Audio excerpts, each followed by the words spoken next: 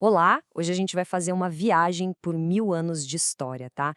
Vamos conhecer um império que foi a grande ponte entre o mundo antigo e o moderno. Uma Roma que simplesmente se recusou a cair. Olá a todos os alunos e alunas do Aprova. Que bom ter vocês aqui para mais essa jornada de conhecimento. Se preparem, porque hoje a gente vai fundo para desvendar os segredos de um dos impérios mais duradouros e, uau, mais influentes da história. Tá, vamos começar com uma provocação, daquelas que fazem a gente pensar. E se eu dissesse que o Império Romano não caiu de verdade em 476? E se uma parte dele, uma parte super vibrante e poderosa, continuou existindo por mais 1000 anos? Pois é exatamente essa a história que a gente vai explorar. Olha só o nosso roteiro de hoje. A gente começa com o nascimento da Segunda Roma, depois atravessa esses 1000 anos de altos e baixos, dá uma olhada na cultura riquíssima deles, entende a queda dramática e no final a gente descobre por que o legado desse império ecoa até hoje. Vamos nessa? Bom, tudo começa aqui. Vamos entender como nasceu esse império que se via como a continuação de Roma, mas que na prática desenvolveu uma identidade totalmente nova. Pensa numa fusão fascinante da cultura greco-romana com as fortes influências do Oriente. E aqui tem um ponto que é crucial, gente. Esse nome Império Bizantino é uma invenção bem mais recente. Na época, eles nunca se chamaram assim. Para eles era simples, eles eram os Romaioi, os romanos. Eles eram o Império Romano, o único e verdadeiro herdeiro de César. Dá uma olhada nessa linha do tempo. Em 330, o imperador Constantino funda uma capital novinha em folha no Oriente, Constantinopla. Aí, em 395, o império é oficialmente dividido em dois. E em 476, bem, a parte ocidental desmorona, mas a oriental, ela não só sobrevive, como floresce. É aqui que a nossa história realmente começa. Agora, vamos avançar para essa jornada longa e bem turbulenta. 1000 anos, né? É muito tempo. E a história bizantina foi uma verdadeira montanha-russa de poder, desastres, reconquistas e inovações incríveis. Agora, olha que interessante esse contraste. De um lado, a gente teve momentos de glória absoluta, como no reinado do imperador Justiniano, que quase reconquistou todo o antigo Império Romano. Mas do outro, crises profundas, como a expansão islâmica que tomou províncias vitais e o golpe, nosso golpe devastador da Quarta Cruzada que a gente já vai ver. E como é que eles sobreviveram a tantos inimigos? Bom, eles tinham os truques na manga. O mais famoso de todos era o fogo grego. Tenta imaginar uma arma líquida, tipo um lança-chamas naval da Idade Média que queimava até na água.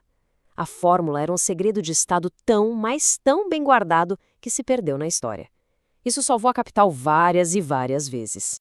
1054. Guardem essa data. Ela mudou o mapa religioso do mundo para sempre. Esse foi o ano do grande cisma, mas não foi uma coisa que aconteceu do dia para a noite, sabe? Foi o resultado de séculos de diferenças culturais, políticas, teológicas. A partir daqui, o cristianismo se partiu oficialmente em dois: catolicismo romano no Ocidente e a Igreja Ortodoxa no Oriente. Uma divisão que, olha, ajuda a explicar muita coisa até hoje. Vamos mergulhar agora na alma do Império. Porque enquanto uma boa parte da Europa Ocidental estava passando por um período mais obscuro, Constantinopla era um verdadeiro farol de cultura, de arte, de saber, preservando toda a sabedoria do mundo antigo. E olha só a riqueza dessas contribuições. Enquanto muito conhecimento se perdia no Ocidente, eles estavam lá, guardando os textos dos filósofos, dos cientistas gregos. Ao mesmo tempo, criavam uma arte impressionante. Deram um alfabeto para os povos eslavos e construíram maravilhas, como a Basílica de Santa Sofia. E, dentre tudo isso, a codificação do direito romano por Justiniano. Isso foi algo monumental. Ele pegou 1000 anos de leis romanas, decretos, pareceres, uma verdadeira bagunça e organizou tudo num corpo de leis coerente. Para se ter uma ideia, muitos códigos civis modernos, inclusive aqui no Brasil, têm suas raízes nisso aí. A arte bizantina não era só para ser bonita, entende? Era uma espécie de teologia visual.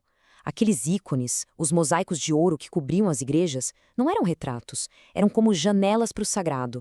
Uma estética única que definiu a cara do cristianismo ortodoxo. Mas toda essa riqueza, todo esse poder não ia durar para sempre. Chegamos agora ao capítulo final, e bem dramático desse império milenar. 1204. Se a gente quiser apontar o começo do fim, é essa data. E o golpe, o mais irônico, não veio dos inimigos de sempre. O que aconteceu foi uma tragédia. Cavaleiros cristãos que deveriam estar indo para a Terra Santa desviaram a rota e saquearam de forma brutal a maior cidade cristã do mundo. O Império nunca se recuperou de verdade desse golpe. Foi uma ferida mortal vinda de dentro, por assim dizer. E então, a gente chega na data final, 1453. Depois de um cerco épico, a cidade, que foi protegida por suas muralhas lendárias por mais de 1000 anos, finalmente caiu para os canhões do sultão otomano Mehmed II.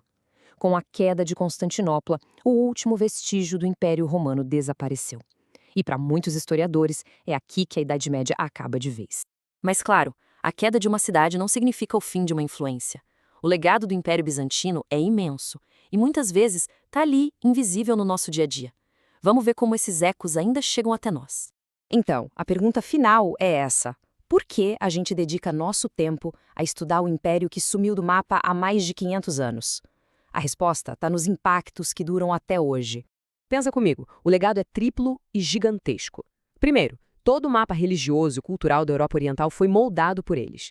Segundo, o Renascimento italiano ganhou um impulso vital com a fuga dos intelectuais de Constantinopla, que levaram todo aquele conhecimento clássico com eles. E terceiro, como a gente viu, o sistema de leis deles é um dos pilares do direito moderno. Pois é, o mundo em que a gente vive foi, e muito, moldado por esse império que, às vezes, fica meio esquecido. Eu espero que essa viagem pelo Império Bizantino tenha mostrado como o passado continua a ecoar no nosso presente. Foi um prazer enorme explorar essa história incrível. Um grande abraço a todos os alunos e alunas do Aprova Audiocursos. O futuro dos estudos chegou e você já pode ouvir.